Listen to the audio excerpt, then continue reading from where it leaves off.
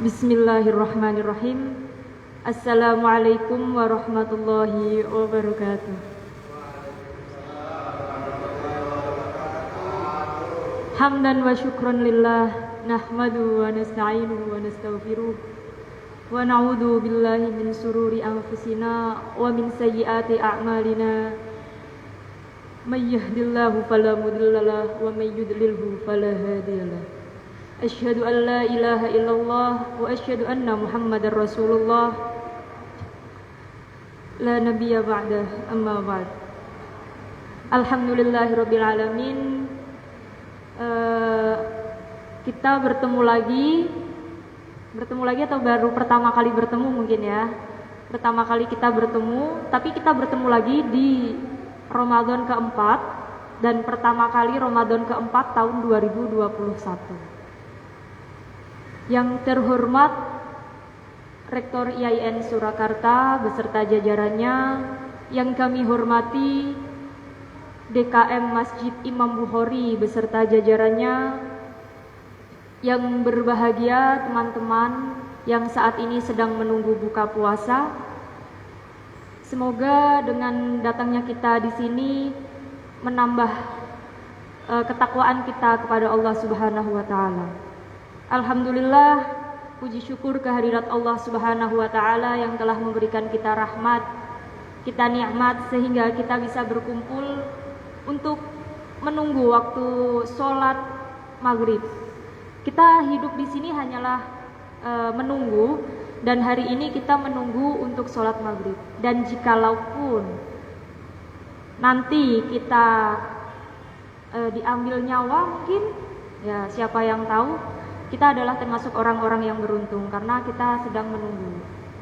Salawat dan salam semoga tetap tercurahkan kepada Nabi Muhammad SAW, Nabi pembawa ajaran abadi, penunjuk jalan lurus, yang dengan adanya Nabi Muhammad ada kita. Dengan adanya Nabi Muhammad diciptakanlah bumi oleh Allah Subhanahu wa taala. Dan tujuan diciptakan bumi memang hanya untuk Nabi Muhammad. Ketika Nabi Muhammad, bumi tidak akan diciptakan. Kita jangan menyombongkan diri untuk, ya saya sholatnya qobliyah, ba'diyah, semua sunnah saya ikuti, saya sedekahnya bermiliar-miliar mungkin, saya baik sama semua orang, saya tersenyum sama semua orang gitu. Itu jangan sombong kita merasa punya tiket masuk surga. Kita punya tiket masuk surga dengan salah satunya adalah syafaat dari Kanjeng Nabi Muhammad Sallallahu Alaihi Wasallam. Dan dengan berkat beliaulah kita bisa ada di sini, bisa bertemu. Mungkin yang lain baru pertama kali, saya juga baru pertama kali ketemu sama mbak-mbaknya, pertama kali juga bertemu sama mas-masnya yang ada di sini. Dan terima kasih saya diberi kesempatan untuk belajar bersama. Mungkin teman-teman tanya, iku sopo sih cah wedok cilik neng ngarep ngonoan? Gak pernah ero pertama lu, tiba-tiba neng ngarep ngomong jarine tadi disebut ustadzah. Apa itu ustadzah? Saya malu disebut ustadzah ya. Ya, saya orang biasa, saya santri. Awalnya saya ditodong sama salah satu DKM. Mbak, nanti minta tolong ngisi ya, karena saya santri, abdi, ya mau abdi di klinik saja gitu. Ya saya nderekke. Ketika saya nggak ikut, nanti saya kualat takutnya. Wong saya santri kok ya. Diutus sama Pak Khairul Imam, ya wes ikut, ya udah saya ikut. Waktunya kapan? Baru dikasih tahu kemarin sore. Waktunya besok ya Mbak gitu. Wah, ya. Padahal banyak PR, tapi ya insya Allah lah. Karena kita bertemu sekarang, semoga juga apa yang saya sampaikan dapat diterima oleh teman-teman juga. Sebelumnya nanti mohon izin ya, jangan kaget sama saya nanti ketika nanti di tengah-tengah kok nyuwun sewu, saya basicnya adalah basic apoteker.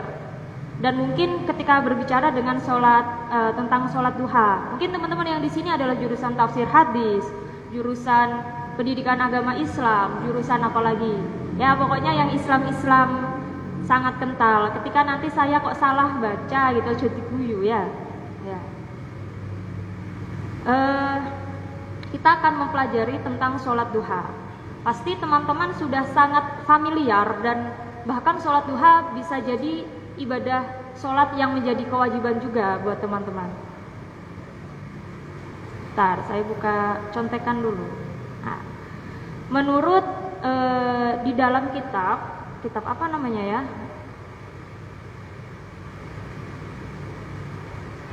Nah, di kitab Tanwirul Qulub disebutkan bahwa pengertian dari sholat duha. Sholatut duha wa waktuha min irtifa'i syamsi karomhi ila zawali wa fil ihtibari ila rubu'in nahari wa aqalluha rok'atani wa afdaluha tamanun wa yusannu ayyusallima min kulli rok'ataini wa yustahabbul Qur'an fiha al-kafirun wal ikhlas. Sholat duha dan waktu dari sholat duha tersebut min irtifa'i syamsi, yaitu dari keluarnya matahari, karomhi ila zawal. Karomhi itu keluarnya matahari satu tombak di atas itu, ila zawal sampai tertenggelam, mulai tengah-tengah matahari berada di tengah-tengah.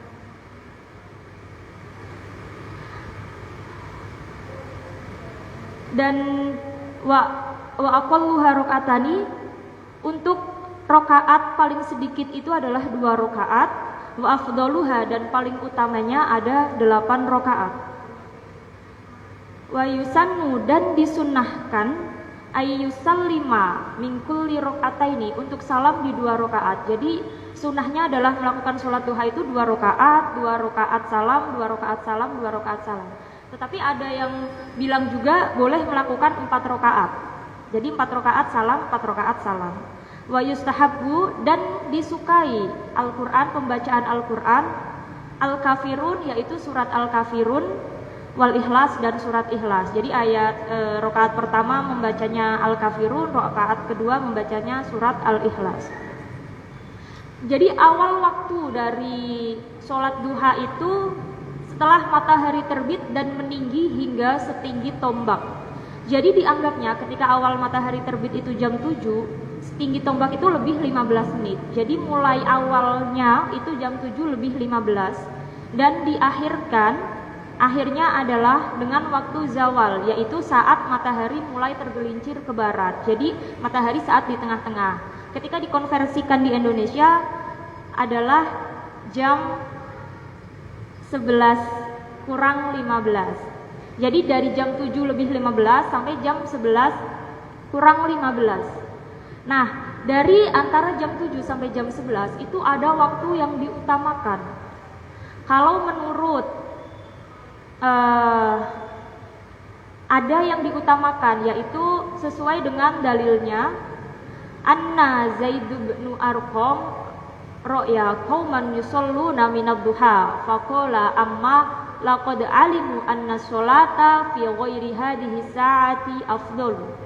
Inna Rasulullah sallallahu alaihi wasallam qala sholatul awwabina hina tarmadul fisol, yang artinya pada saat itu Zaid bin Arqam melihat sekelompok orang melaksanakan sholat duha.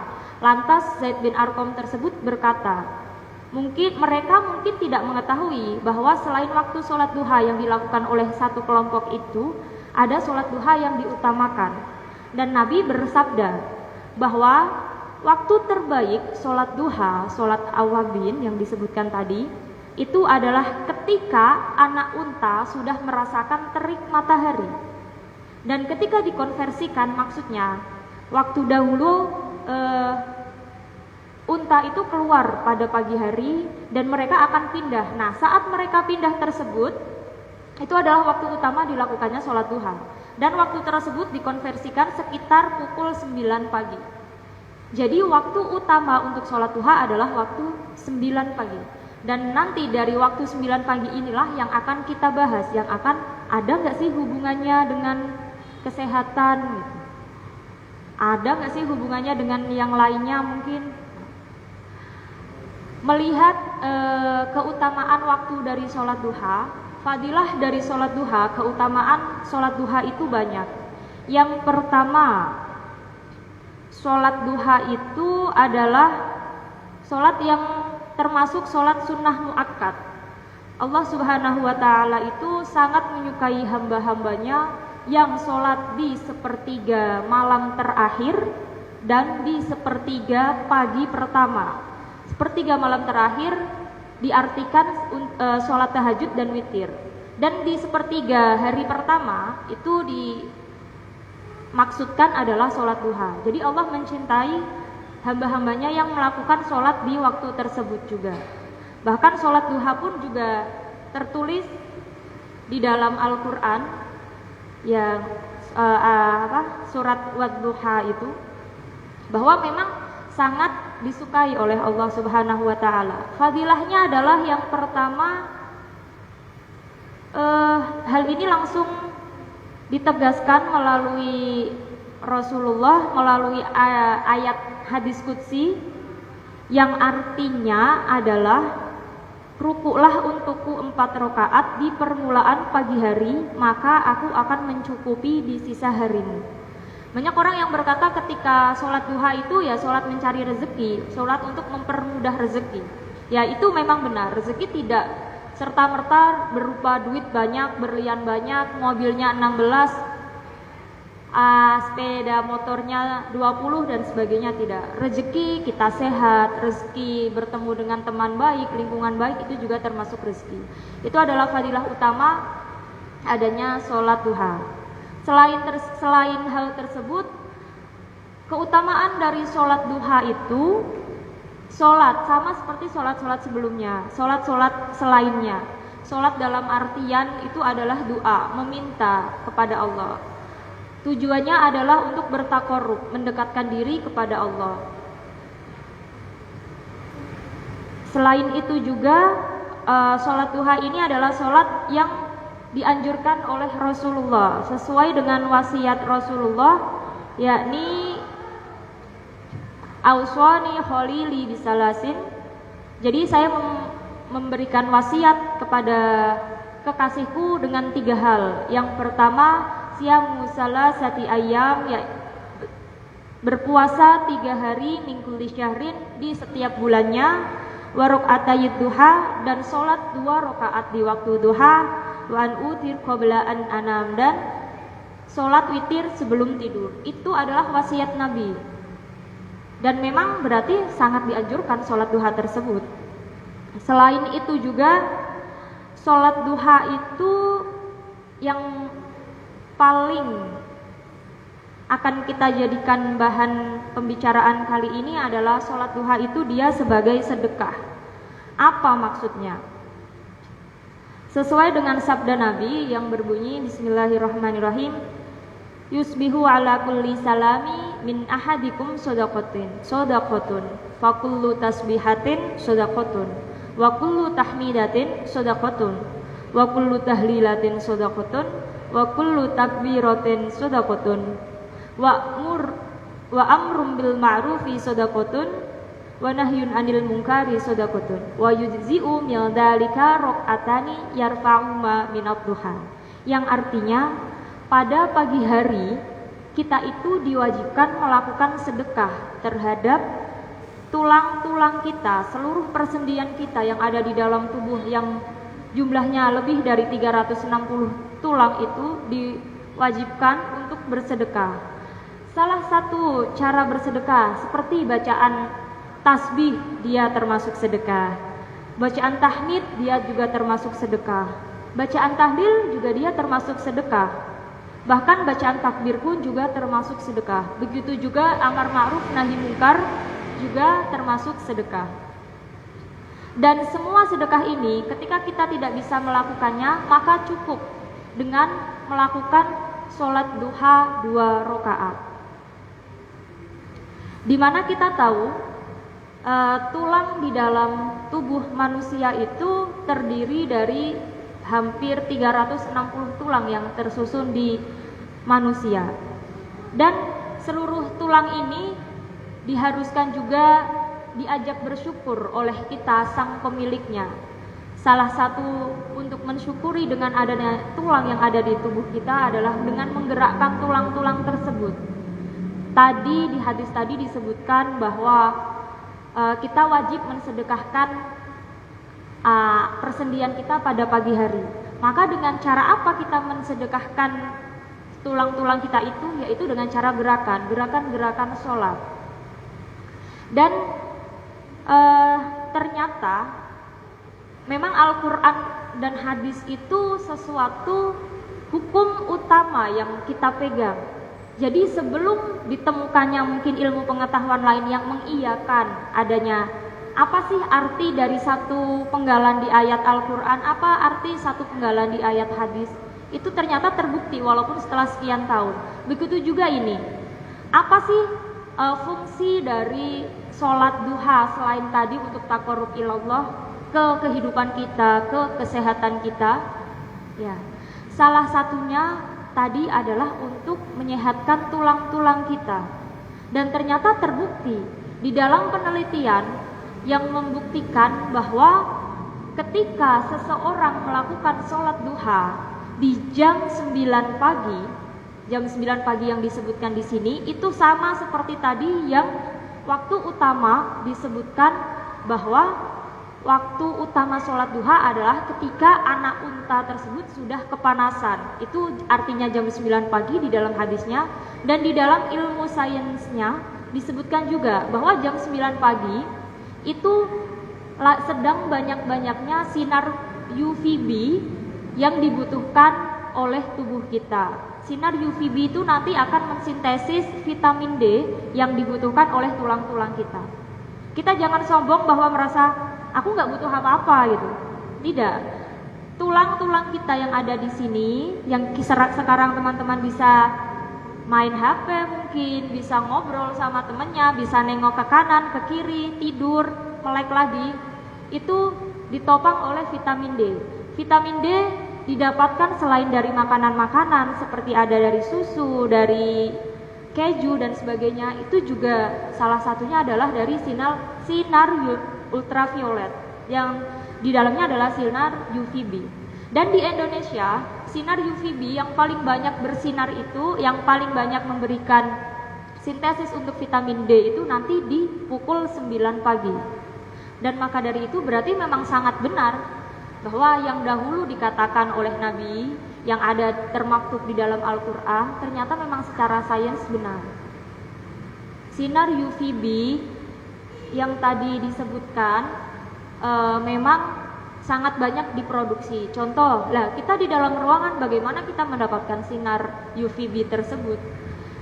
Kita duduk aja kan, di dalam ruangan pasti ada celah-celahnya, ada pintunya dan sebagainya yang akan juga bisa memancarkan sinar UVB nanti masuk ke dalam tulang-tulang kita.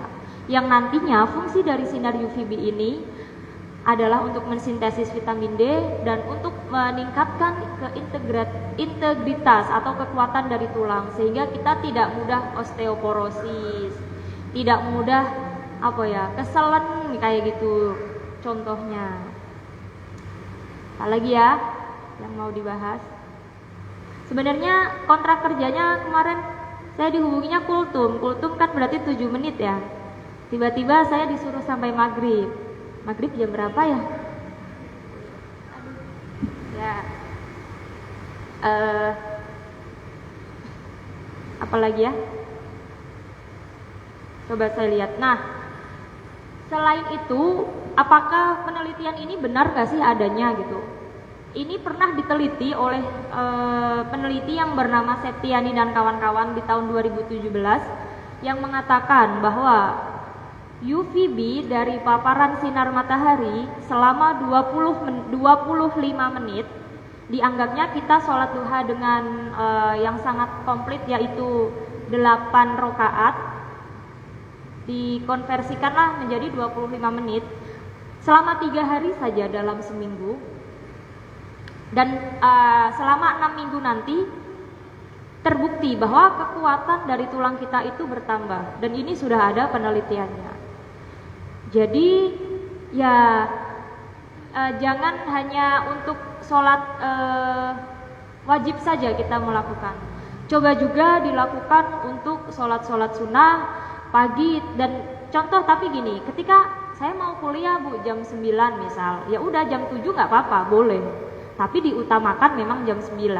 Tapi ketika jam 7 berarti nggak boleh sholat duha dong, ya tidak. Jam 7 tetap boleh sholat duha. Andai kan jam 10 baru keluar kelas bisa sholat duha. Atau teman-teman kalau yang di sudah tatap muka mungkin sekalian aja nanti izin mau sholat duha sebentar Bu gitu kalau diperbolehkan ya. Atau teman-teman kalau ngikut dari Zoom atau Google Meet ya udah dibiarin aja nyala, teman-teman nanti bisa sambil sholat duha.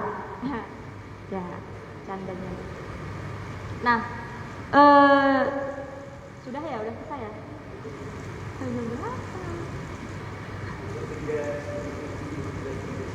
Sampai 17.39 saya mau nyepik apa lagi? Mungkin teman-teman kalau ada yang mau ditanyakan terkait sholat dan gerakannya dengan kesehatan boleh ditanyakan.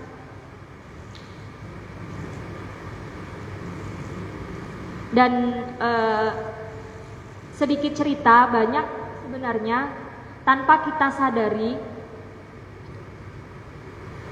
Saya mendapatkan cerita bahwa orang yang awalnya dia bahasanya apa ya, kemerungsung itu apa bahasa Indonesianya apa Mbak Yun? Ya buru-buru ya. Ketika buru-buru melakukan sesuatu, ya udahlah saya baru bangun jam 7 pagi, habis itu udah langsung kuliah atau langsung ngajar atau ke kantor dan sebagainya, lupa untuk sholat duha. Ya di dalam kehidupannya ada yang kemarin cerita sama saya, udah nggak tenang gitu. Tetapi ketika diimbangi dengan sholat duha, walaupun kita tidak tahu, hidupnya akan terasanya lebih tenang, sehat juga, dan rezeki itu akan datang dengan sendirinya. Baik rezeki berupa uang atau rezeki berupa yang lainnya. Dan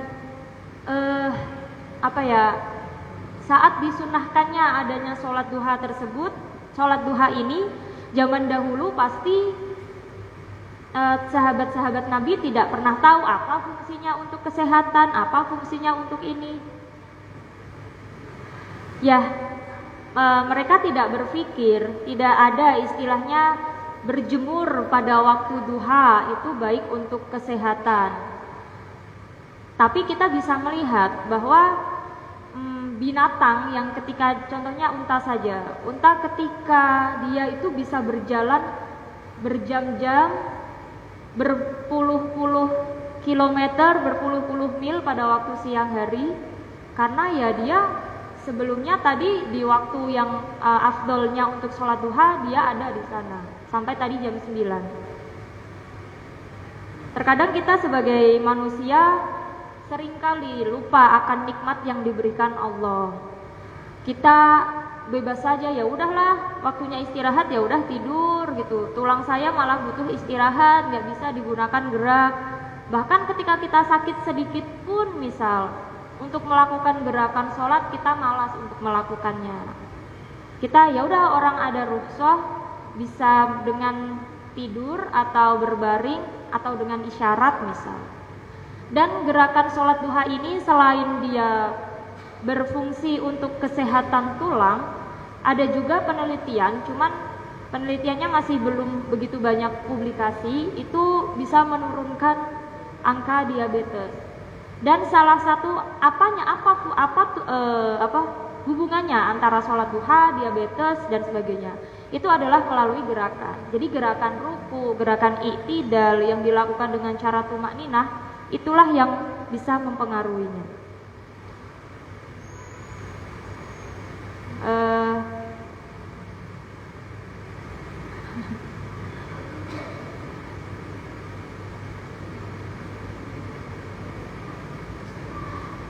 Dan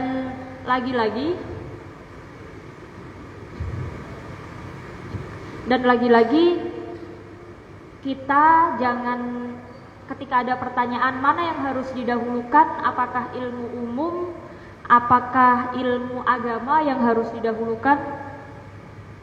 Nah, ketika ada pertanyaan itu, Ketika dua-duanya bisa berjalan seimbang, kenapa tidak? Mungkin teman-teman, mungkin zaman dahulu seringkali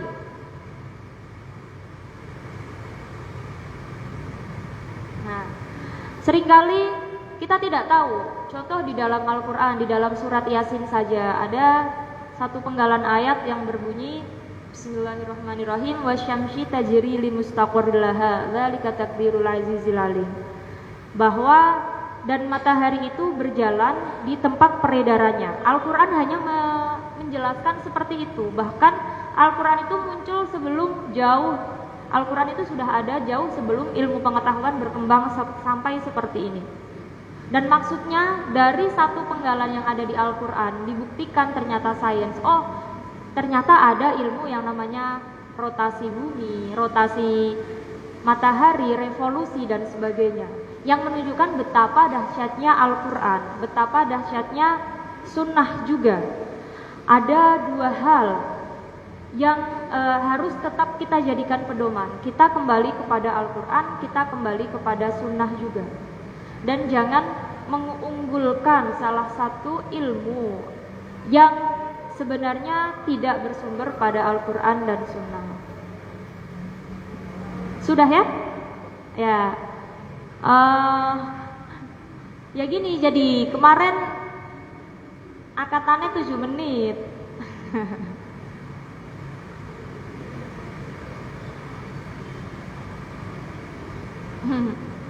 Ya. Terima kasih. Kita nanti akan bertemu lagi di pertemuan selanjutnya, insya Allah, kalau masih ada kesempatan.